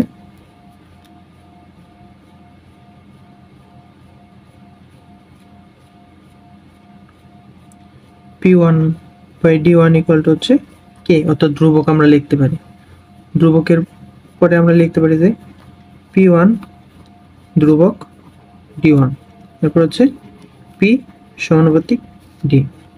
এই যে p সমানুপাতিক d যখন এরকম অবস্থায় থাকবে, অর্থাৎ 1 1 2 2 বা এখানে এই যে 1 2 1 2 এরকম সিরিয়ালি থাকবে, তখন কিন্তু সেটা হবে সমানুপাতিক সম্পর্ক, তখন সেটা হবে সমানুপাতিক সম্পর্ক। তো এটাকে দ্বারা আমরা কি করতে পারি, যে আমরা জানলাম যে আয়তন সমানুপাতিক ঘনত্ব, আয়তন ঘনত্বের সমানুপাতিক, এটাও কিন্তু অনেক ইম্পর্টেন্ট, এটা কিন্তু মনে রাখতে হবে। এখন যদি আমরা চার্লসের সূত্রের মধ্যে বি এর মান বসাই দিই, চার্লসের সূত্র আমরা কি জানি যে b1 by t1 equal to হচ্ছে b2 বাই t2, আর এই বি এর মান আমরা কি বসাবো, বি ইকুয়াল টু আমরা কি দেখে আসছিলাম যে বি ইকুয়াল টু হচ্ছে m by rho, m by rho যদি আমরা বসাই দিই এখানে, তাহলে হচ্ছে থাকে পরে m রো t1, এরপরে থাকে হচ্ছে এখানে বি এর মানে রো 1 t1, এখানে হচ্ছে রো 2, এটা হচ্ছে t2। তো এই m1 আর m2 আমরা কাটাকাটি করে দিতে পারি, কারণ m ইকুয়াল টু হচ্ছে m1 ইকুয়াল টু হচ্ছে m2, যত বর্ণ নির্দিষ্ট করা, এবং এখানে কি স্থির থাকে, এখানে স্থির থাকে হচ্ছে p ফিক্সড থাকে, p থাকে ফিক্সড। তো এখন আমরা কি করতে পারি, এখন আমরা যদি আড়াআড়ি গুণ করে দিই, তাটা থাকে হচ্ছে t1 রো 1 ইকুয়াল টু হচ্ছে t2 রো 2। তো এই রোর পরিবর্তে আমরা লিখতে পারি d1 t1 ইকুয়াল টু হচ্ছে d2 t2। তো আমরা এই চার্লসের সূত্র থেকে আমরা বলতে পারি যে স্থির চাপে নির্দিষ্ট কোনো ভরে কোনো গ্যাসের তাপমাত্রা ঘনত্বের ব্যস্ত অনুপাতিক। ব্যস্ত অনুপাতিক কিভাবে বললাম, এই যে আমরা কি যদি এটাকে একটু কনভার্সন করি, যে এটাকে যদি আমরা ধ্রুবক ধরে ফেলি, T1 ρ1 ইকুয়াল টু ধ্রুবক, এরকম আমরা লিখতে পারি। আমরা দেখে আসছিলাম যে এভাবে এরকম আমরা লিখতে পারি এটাকে। এই যে আমরা এই বয়েলের সূত্রে আমরা দেখে আসছি যে এটাকে কিন্তু আমরা এইভাবে লিখতে পারি। তো এরপরে যদি আমরা লিখে পারি টি কে যদি 1/,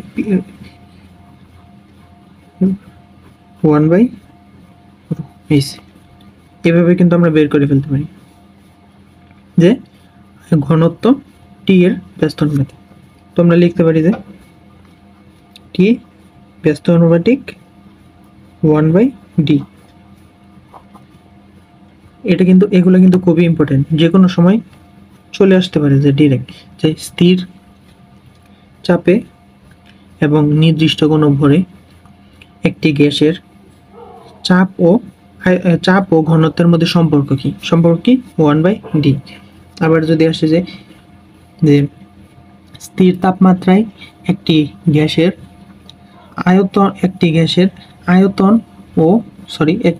চাপ ও ঘনত্বের সম্পর্ক কি? চাপ ও ঘনত্বের সম্পর্ক হচ্ছে P সমানুপাতিক D, অর্থাৎ যেটা আমরা একটু আগেই দেখে আসলাম। তো আশা করি আমরা এই পর্যন্ত বুঝতে পারছি।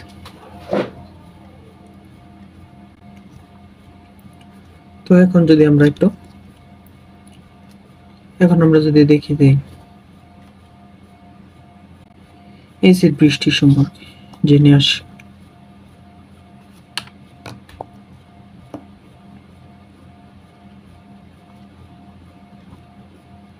এসিড বৃষ্টি সম্পর্কে আমাদের কি জানতে হবে? যে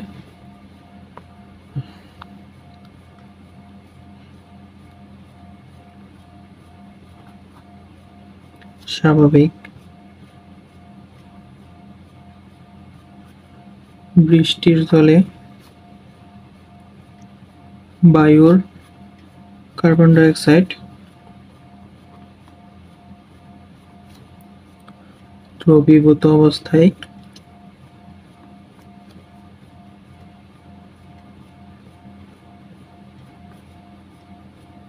কার্বনিক অ্যাসিড বা H2CO3 রূপে থাকে। H2CO3 রূপে থাকে। অর্থাৎ স্বাভাবিক যে বৃষ্টির পানিটা আছে সেখানে বায়ুর কার্বন ডাই অক্সাইড দ্রবীভূত অবস্থায় কার্বনিক অ্যাসিড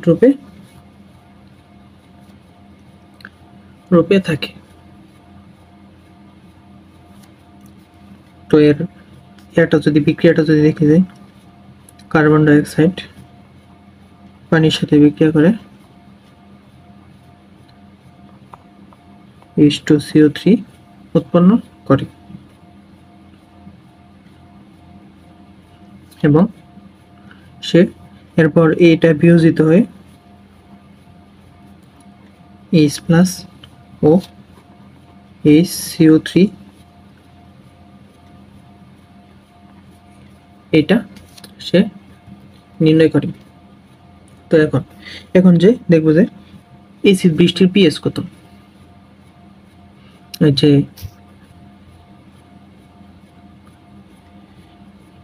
তো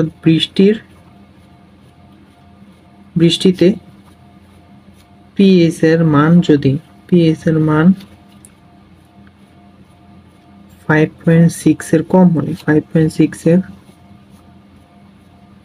কম হলে এসিড বৃষ্টি হয়। সেটাকে এসিড বৃষ্টি বলে, সেটাকেই এসিড বৃষ্টি বলে।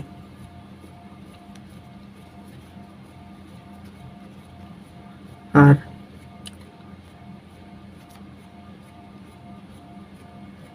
এসিড বৃষ্টির কারণ কি? এসিড বৃষ্টির কারণ হচ্ছে যে মানব সৃষ্ট দূষণ, বায়ু দূষণের জন্য এই এসিড বৃষ্টিটা হয়। আর যে কলকারখানা আছে সেই কলকারখানাগুলোতে এই এসিড বৃষ্টির পিএইচ থাকে এই 5.6 থেকে 3.5 এর আশেপাশে। তো এই এসিড বৃষ্টির মূলে থাকে হচ্ছে 3টে অ্যাসিড। মূলে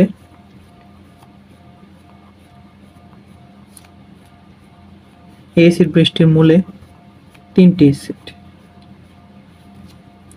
একটা হচ্ছে H2 SO3, একটা H2 SO4, আর একটা হচ্ছে HNO3, যা যা primary দূষক sulphur dioxide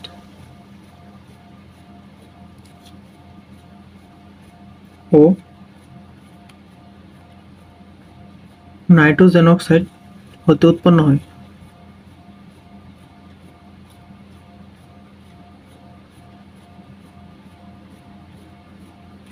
nitrogen oxide হতে উৎপন্ন হয়।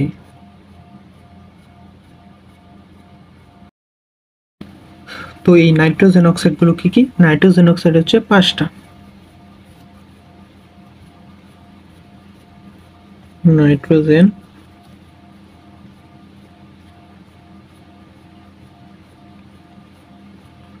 অক্সাইড, একটা হচ্ছে NO, একটা হচ্ছে NO2, একটা হচ্ছে N2O3, একটা হচ্ছে N2O4 বা সরি এটা N2O, N2O এবং এটা হচ্ছে NO2 এবং লাস্ট হচ্ছে N2O5। এবং এই যে প্রথম যে দুইটা আছে এই দুইটা হচ্ছে নিরপেক্ষ অক্সাইড এবং লাস্টের যে তিনটা আছে এগুলো হচ্ছে অ্যাসিডিক অক্সাইড, অর্থাৎ অ্যাসিডিক অক্সাইড। এগুলো কি? এগুলো হচ্ছে নিরপেক্ষ নিরপেক্ষ অক্সাইড। এবং এই উপরে যেটা আছে সেটা হচ্ছে অ্যাসিডিক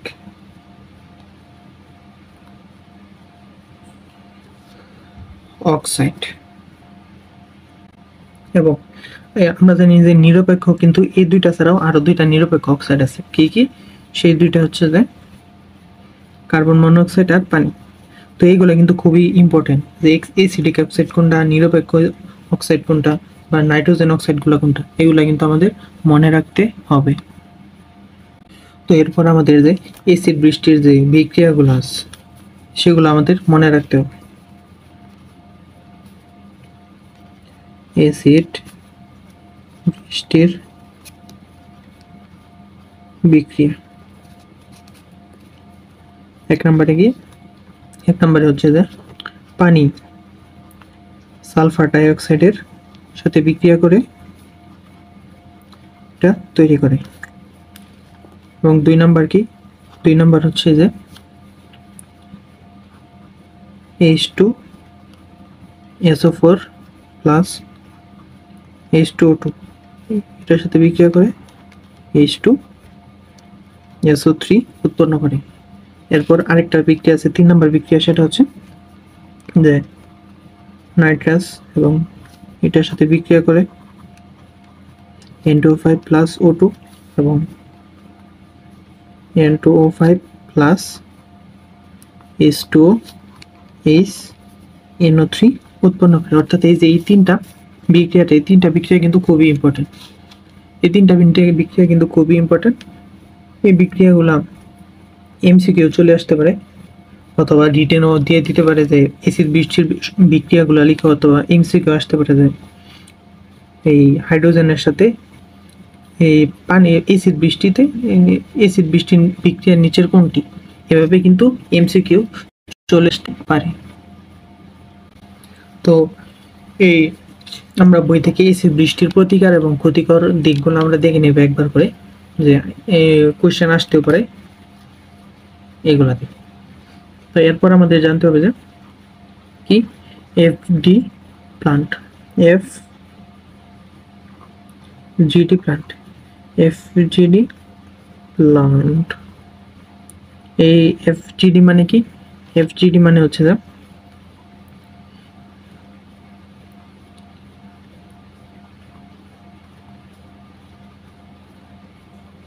ফ্লো গ্যাস ডিসালফারাইজেশন, অর্থাৎ শিল্প কারখানায় চিমনি দিয়ে যে নির্গত সালফার ডাইঅক্সাইড মিশ্রিত ফ্লু গ্যাস আছে সেটাই মূলত হচ্ছে এই FGD plant.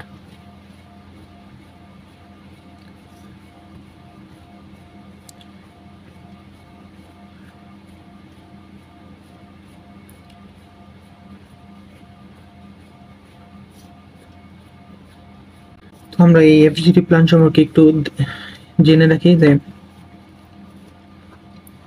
FGD প্লান্টে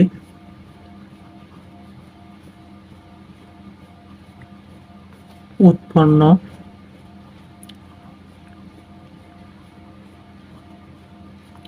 gypsum dry ওয়াল তৈরিতে ব্যবহৃত হয়। এরপর কি এই জিপসামের সংকেত কি?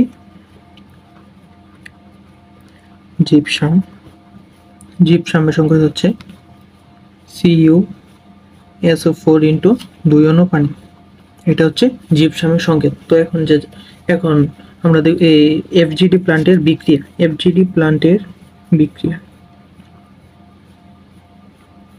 বিক্রিয়া কি যে এই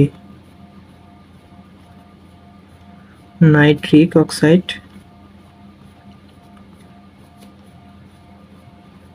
NO3 দ্বারা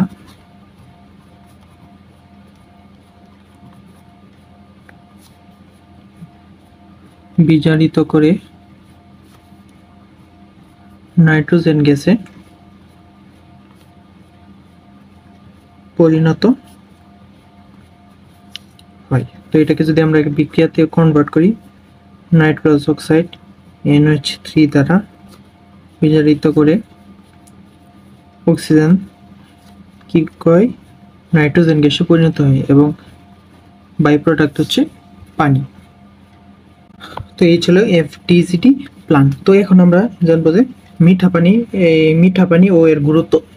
তো এই যদি আমরা একটু মিঠা পানির দিকে দেখি যে এখানে আমরা দেখতে পাচ্ছি প্রথমে আমাদের কি জানতে হবে যে এই যে মিঠা পানির যে উৎসগুলো, যেমন এই যে পৃথিবীতে মোট জলরাশির এত পার্সেন্ট 97.3% হচ্ছে সামুদ্রিক লবণাক্ত পানি এবং বাকি অবশিষ্ট যে 2.7% হচ্ছে মিঠা পানি। 2.7% হচ্ছে মিঠা পানি। এই 2.7%-এর মধ্যে হিমবাহ হচ্ছে 2%।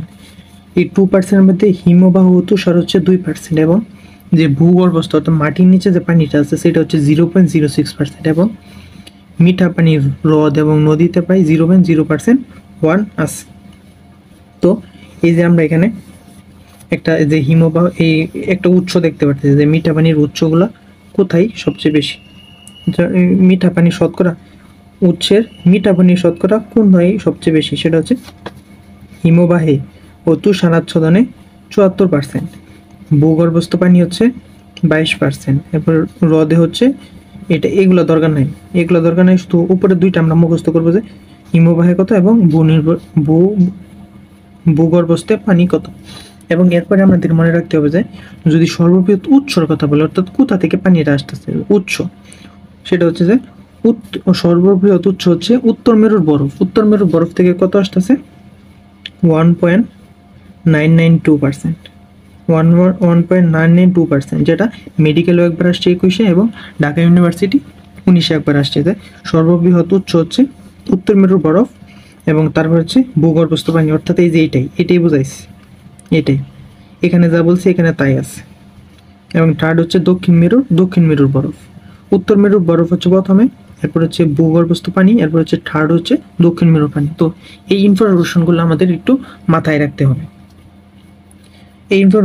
আমরা একটু মাথায় রাখবো, কারণ এইগুলো থেকে আমরা ঢাকা ইউনিভার্সিটিও কোয়েশ্চেন আসছে এবং মেডিকেলেও কোয়েশ্চেন আসছে, যে কোনো সময় আসতে পারে এবং ডেন্টালেও কিন্তু আসছে এই সেম কোয়েশ্চেন।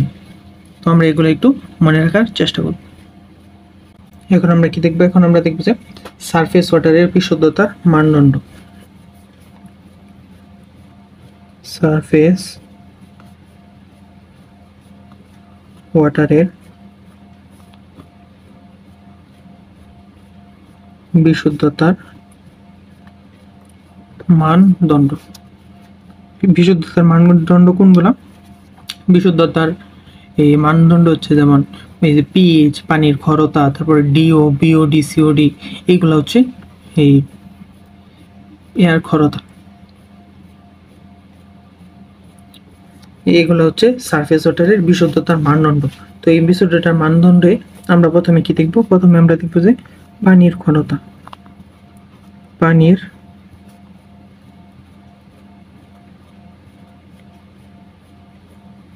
ক্ষরতা।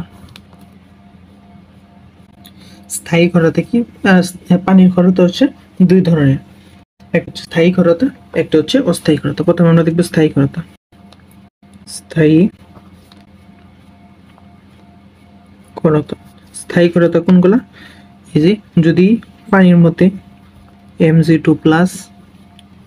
ক্যালসিয়াম 2+, আয়রন 2+, তারপর ক্লোরিন মাইনাস, তারপর সালফেট এগুলা থাকে, এগুলা থাকলে হচ্ছে স্থির ক্ষরতা। তো এই স্থির ক্ষরতা দূর করার জন্য আমরা কি করতে পারি? দূর করার জন্য আয়ন এক্সচেঞ্জ করতে হয়। আয়ন এক্সচেঞ্জ করলেই এই স্থায়ী ক্ষরতাটা দূর হয়। আয়ন এক্সচেঞ্জ করতে হয়। আয়ন এক্সচেঞ্জ করলেই স্থায়ী ক্ষরতা দূর হয়ে যায়। এরপর আমরা দেখব যে অস্থায়ী ক্ষরতা। অস্থায়ী ক্ষরতা। অস্থায়ী ক্ষরতা কোনগুলা?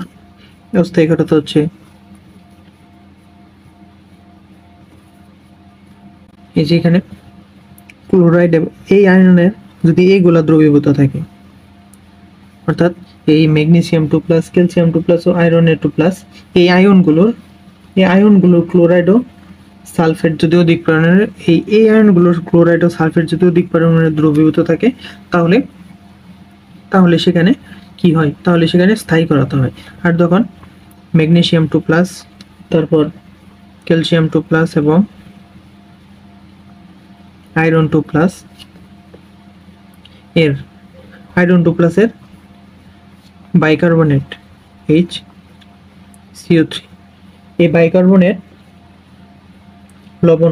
বাইকার্বনেট লবণ দ্রবীভূত থাকে। এই আয়নগুলোর যখন বাইকার্বনেট লবণ দ্রবীভূত থাকে তখন সেটা হচ্ছে অস্থায়ী ক্ষরতা। আর এই আয়নগুলোর যখন ক্লোরাইড ও সালফেট দ্রবীভূত থাকে তখন সেটা হচ্ছে স্থায়ী ক্ষরতা। এই অস্থায়ী ক্ষরতা দূর করার উপায় কি? অস্থায়ী ক্ষরতা দূর করার উপায় হচ্ছে পানি ফোটানো।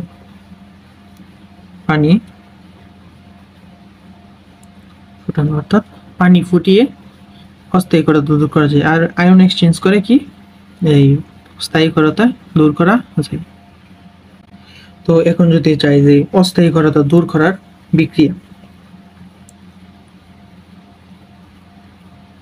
অস্থায়ী ক্ষরতার দূর করার বিক্রিয়া,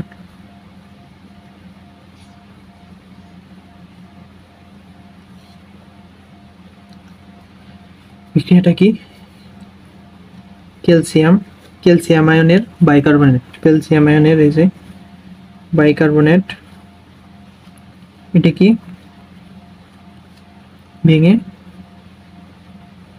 বিভিন্ন আয়ন রূপে যোগে ভাগ হয়ে গেল।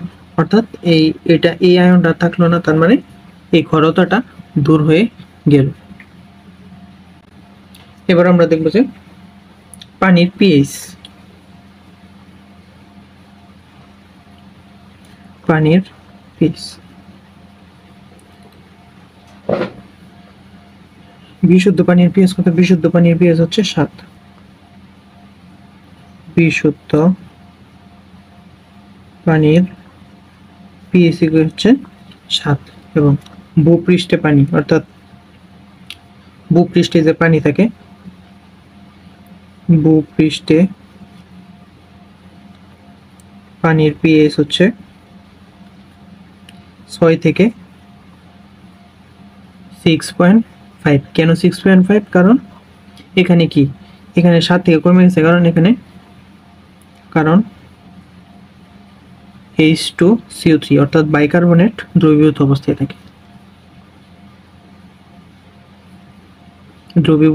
অবস্থায় থাকে, ভূগর্ভস্থ যে পানি আছে সেখানে বাইকার্বনেট দ্রবীভূত থাকে, এই জন্য পিএইচটা একটু 7 থেকে কমে যায়। এবং হু কর্তৃক যে মানদণ্ড, অর্থাৎ হু কর্তৃক 25 ডিগ্রি সেলসিয়াসে পানযোগ্য পানির পিএইচ হচ্ছে 6.5 থেকে 8.5। অর্থাৎ ভূ কর্তৃক যেটা পানির পিএইচ সেটা হচ্ছে 6.5 থেকে 8.5। এবং এই পানিটা হবে বর্ণহীন এবং গন্ধহীন। যদি এর পানির কোনো কালার থাকে অর্থাৎ গন্ধ থাকে তাহলে কিন্তু এই পানিটা পান করার যোগ্য না। এবং আরেকটা দেওয়া আছে বইয়ের মধ্যে, সেটা হচ্ছে যে জলজ প্রাণীর জন্য পানির অনুকূল পিএইচ 7 থেকে 7.5। তো এটা মূলত ইম্পর্টেন্ট না। ইম্পর্টেন্ট কোনগুলো? ইম্পর্টেন্ট মূলত হচ্ছে উপরে যে 3টা দেওয়া আছে সেটা হচ্ছে বিশুদ্ধ পানির মান, ভূপৃষ্ঠ পানির মান এবং ভূ কর্তৃক যে পানির মানটা দেওয়া আছে। এই 3টা কিন্তু খুবই ইম্পর্টেন্ট, এই 3টা মনে রাখতে হবে। এরপর আমরা দেখব যে পানির বিওডি।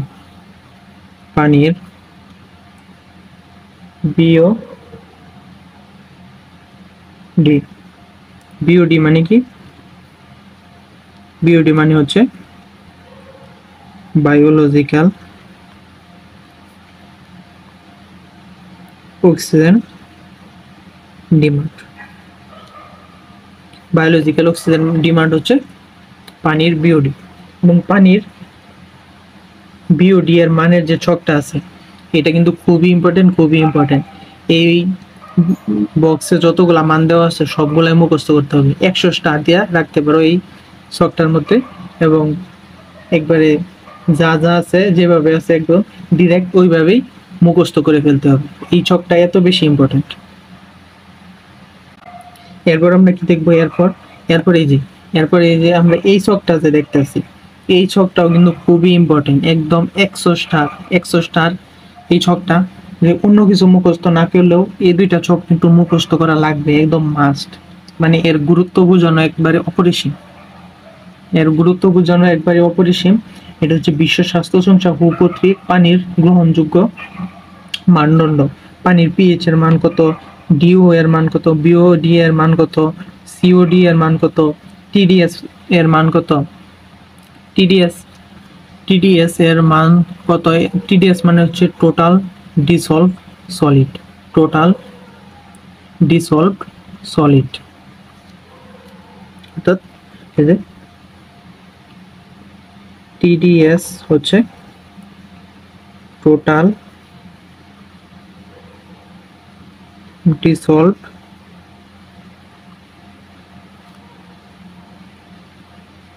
সলিড, এটা হচ্ছে টিডিএস।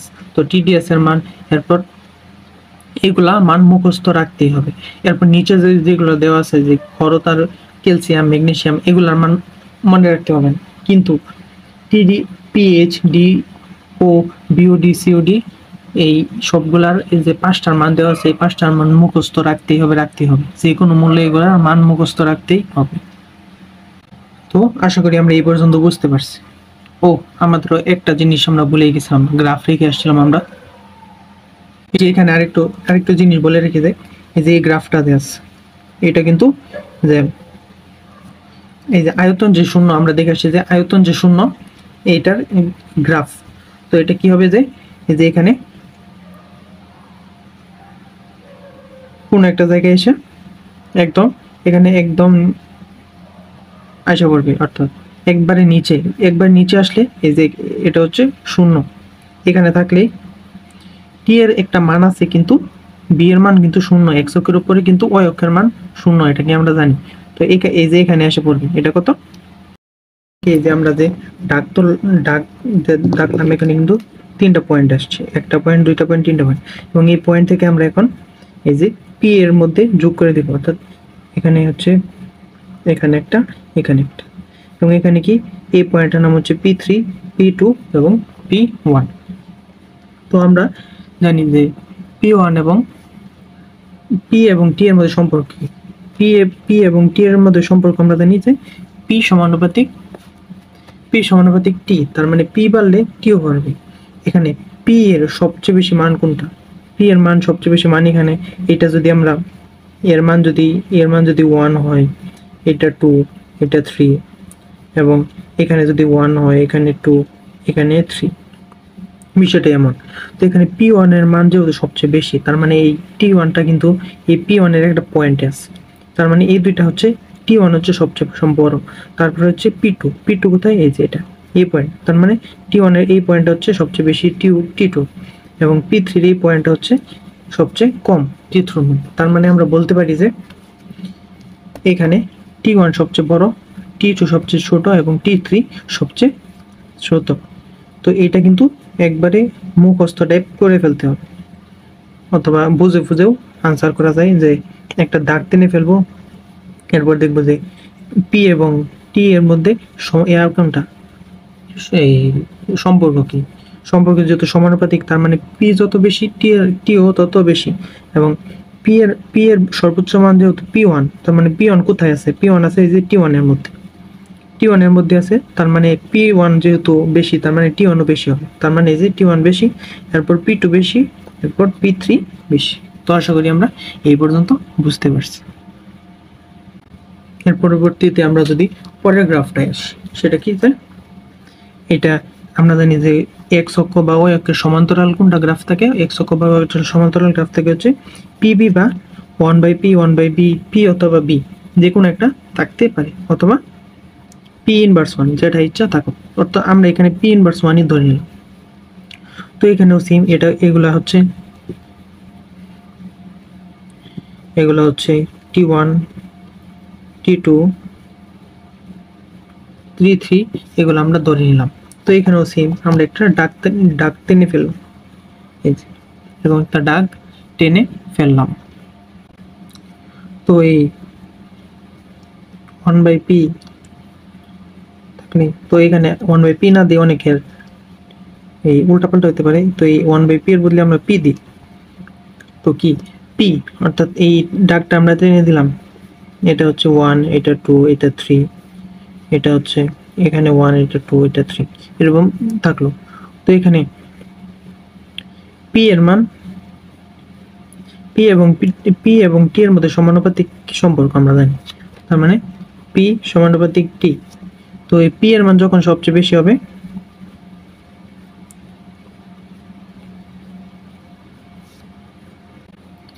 তো আমরা যদি একটু চিন্তা করি যে, তার মানে T এর মান যখন সবচেয়ে বেশি হবে, এখানে কিন্তু T এর মান, এটাও ঠিক, এটা হচ্ছে T এর মান, এটা হচ্ছে এখানে হচ্ছে T এর মান, T এর মান সবচেয়ে বেশি কিন্তু এখানে, কারণ P এর মানও সবচেয়ে বেশি এখানে, T এর মানও সবচেয়ে বেশি এখানে। আবার এটা কিন্তু স্থির, P এর মান স্থির, এটা একটা বিষয় চিন্তা করতে হবে যে P এর মান কিন্তু এখানে স্থির, P এর মান কিন্তু এখানে কোনো মুভ করতেছে না, P এর মান স্থির, কিন্তু T এর মানগুলো মুভ করতেছে, তার মানে T এর মান যেটা এখানে সবচেয়ে বেশি হবে সেটাই হবে সবচেয়ে বড়। এখানে T এর মান সবচেয়ে বেশি কোনো, এই যে এটা T1 এ, অর্থাৎ T1 সবার উপরে আছে। এখানে কিন্তু এখন P এর মান চিন্তা করলে হবে না, কারণ এখানে P কিন্তু স্থির, P হচ্ছে 2 এর মধ্যে কিন্তু স্থির, কিন্তু এই যে T1 T2 এভাবে এই করতেছে, মুভ করতেছে, এবং এখানে যদি B থাকতো, অথবা T1/P 1/B যেটাই থাকতো, এই গ্রাফটা কিন্তু সেম হতো। তো এখানে কি হবে, এখানে আনসার হবে যে T1 T2 T3, এটা হবে এর আনসার। অনেকে চিন্তা করতে পারে যে এইটা সবচেয়ে বড়, কারণ এইটার মধ্যে প্রথমে এটা আছে, তারপর এটা, তারপর এটা। তো প্রথমে দিতে পারে যে T1 বড়, তারপর T2, তারপর T3 হচ্ছে সবচেয়ে ছোট। আসলে না, সবচেয়ে বড় হবে T1। কারণ আমাদের চিন্তা করতে হবে এখানে যেহেতু পি এর মান ফিক্সড আছে, তার মানে টি এর মান যেখানে সবচেয়ে বেশি সেখানেই হবে এই সেটার মানই হবে সবচেয়ে বেশি, যেহেতু এখানে পি কোনো মুভ করতে আসে না। এখন যদি আমরা পরবর্তী গ্রাফের দিকে আসি, পরবর্তী গ্রাফ, এটা কিসের গ্রাফ? এরকম আয়তকার গ্রাফ হচ্ছে পি এবং বি এর গ্রাফ, পি এবং বি এর গ্রাফ। এবং এটা হচ্ছে T1, এটা T2 এবং এটা হচ্ছে T3। তো এই সবগুলোর মতো এখানেও একটা সেম, আমরা একটা দাগ টেনে ফেলবো, মারলাম দাগ একটা, তো মারলাম দাগে। তো এখন কোশ্চেন আসতে পারে যে এখানে সবচেয়ে বড় কোনটা, T1 বড় সবচেয়ে বেশি, T2 বড় নাকি T3 বড়? তো প্রথমে কি করতে হবে? প্রথমে এই যে পয়েন্টগুলো যে সৃষ্টি হয়েছে, এই পয়েন্টগুলো থেকে এই অক্ষে একটা দাগ টেনে ফেলতে হবে। এই যে দিলাম, দাগ টেনে ফেললাম, এবং এটা ধরি P1, এটা P2, এটা হচ্ছে P3। এবং আমরা জানি উপর দিকে গেলে মান বাড়ে এবং এটা ডান দিকে গেলে মান বাড়ে। তার মানে এখানে সবচেয়ে বড় কোনটা? এখানে সবচেয়ে বড় হচ্ছে এই যে এটা। কারণ কেন? কারণ আমরা জানি পি সমানুপাতিক টি, পি এর মান যেখানে সবচেয়ে বেশি হবে সেখানেই হবে টি এর মান সবচেয়ে বেশি। কারণ এখানে টিও মুভ করতেছে, পি এর মানও মুভ করতেছে। এই যে এই পয়েন্টে কিন্তু এই যে এই পয়েন্ট এবং টি এর এই পয়েন্ট, এটা এখানে কিন্তু মিলিত হয়েছে। তার মানে এই পয়েন্টটা কিন্তু পি এর সমানুপাতিক, P1 এর সমান। তাই এটার ক্ষেত্রে হবে T1 সবচেয়ে বড়, T2 সবচেয়ে বড় এবং T3 সবচেয়ে বড়। এটা তো আশা করি আমরা এই গ্রাফটা বুঝতে পারছি। এই গ্রাফগুলোর ক্ষেত্রে কি করব? আমরা প্রথমে একটা দাগ টেনে ফেলবো সোজাসুজি। দাগ টেনে আমরা দেখবো যে এই দুইটার মধ্যে সম্পর্ক কি। সম্পর্ক হচ্ছে সমানুপাতিক। তার মানে যেটা সবচেয়ে বড় থাকবে সেটাই হবে সবচেয়ে বড়, যেটা কম বড় থাকবে সেটা কম বড়, এবং যেটা সবচেয়ে ছোট থাকবে সেটা হচ্ছে সবচেয়ে ছোট। এবং যদি ব্যস্ত অনুপাতিক থাকতো, অর্থাৎ যদি ব্যস্ত অনুপাতিক থাকতো সম্পর্ক, অর্থাৎ পি এবং টি এর সম্পর্ক ব্যস্ত অনুপাতিক, তার মানে পি যেখানে সবচেয়ে বেশি বড়, টি সেখানে হচ্ছে সবচেয়ে ছোট, এরকম আর কি। তো এখানে যেহেতু পি সমানুপাতিক টি, তার মানে পি যেখানে সবচেয়ে বেশি, টিও সেখানে সবচেয়ে বেশি। এবং এই পয়েন্টে কিন্তু পি এবং টি দুইটাই কিন্তু সবচেয়ে বেশি, এবং এটার মধ্যে পি এবং টি তারপরে, এবং এই পয়েন্টে সবচেয়ে কম। এবং এইটার ক্ষেত্রেও কিন্তু এখানে কিন্তু পি এর মান কিন্তু ফিক্সড, তাই পি এর মান ধরা যাবে না এখানে। এটা যদি পি এর মান যদি বারবার এই এখানে পি এর মান যদি চেঞ্জড হতে থাকতো, পরিবর্তন হতে থাকতো, একবার 3 একবার 4, তাহলে আমরা ধরতাম। এখানে যেহেতু কোনো ফিক্সড, কোনো নড়চড় নাই, তাই টি এর মান যেখানে সবচেয়ে বড় সেখানেই হবে, হ্যাঁ সেটাই হবে সবচেয়ে বড়। আর টি এর মান সবচেয়ে বড় হচ্ছে এই যে ওয়াই, ওকে এখানে। তো এখানে যেহেতু আছে, তার মানে এইটার মান হচ্ছে সবচেয়ে বড়, তাই T1 সবচেয়ে বড়। তো আমরা আশা করি এই গ্রাফটা, তিনটা গ্রাফটা ভালোভাবে বুঝতে পারছি। তো এইটাকে আমরা আরেকভাবে মনে রাখতে পারবো, সেটা হচ্ছে কি, কোনভাবে? এই যে আমরা জানি যে পিবি ইকুয়াল টু এনআরটি। তো এটাকে আমরা কি লিখতে পারি যে পিবি সমানুপাতিক টি। তার মানে পি যেখানে সবচেয়ে বড়, টিও সেখানে সবচেয়ে বড়। এই যে পিবি সবচেয়ে বড় কোথায়? পিবি সবচেয়ে বড় এই যে এখানে, পিবি সবচেয়ে বেশি এখানে। কারণ আমরা জানি উপর দিকে গেলে মান বাড়ে, এখানে সবচেয়ে বেশি মান, এবং টি এর মান এই যে এখানে সবচেয়ে বেশি। তার মানে T1 সবচেয়ে বড়, এটা হচ্ছে সবচেয়ে ছোট, এটা হচ্ছে সবচেয়ে ছোট, এটা তারপর এবং তারপর। তো আশা করি আমরা এটা বুঝতে পারছি। এটা এইভাবে এটা দিয়েও করে ফেলতে পারবো, আবার এটা দিয়েও করে ফেলতে পারবো। তো আশা করি এখানে আর কোনো কনফিউশন থাকবে না। তো আজকে এই পর্যন্তই থাক। তো আশা করি যা যা এখানে বলছি সেগুলো মনে রাখবো। তো আজকে এই পর্যন্তই। সামনে আবার নতুন ক্লাসে দেখা হবে। আসসালামু আলাইকুম, আল্লাহ হাফেজ।